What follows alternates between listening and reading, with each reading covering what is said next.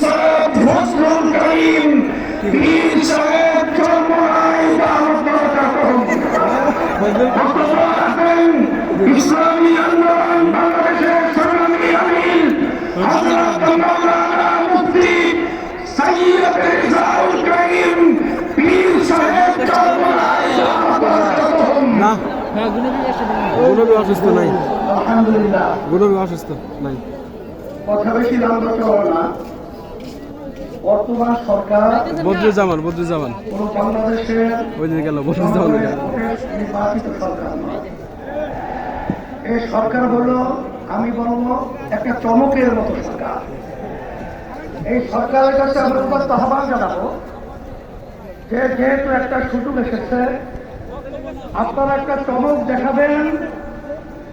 আজকে কাদিয়ানীদেরকে অমুসলিম কাফের ঘোষণা করে সংসদে আইন পাস করবে, এটা আমাদের এই সবাই উদ্যম থেকে আজকে দাবি থাকবে। আর সাথে সাথে আমরা 53 বছর দেখেছি বারবার ওলামায়ে কেরাম এবং মুসলমান আমরা রাস্তায় এসেছি বহু দেশের মধ্যে কাদিয়ানীদেরকে অমুসলিম ঘোষণা করা হয়েছে।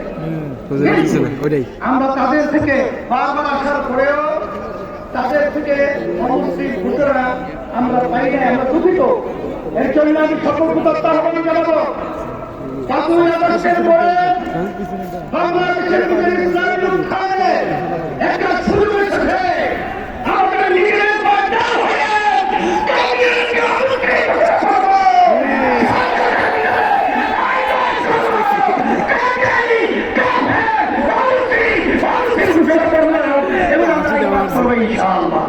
সর্বপ্রথম আহ্বান জানিয়ে আপনাদের সকলের সুস্বাস্থ্য কামনা করে শেষ করছি।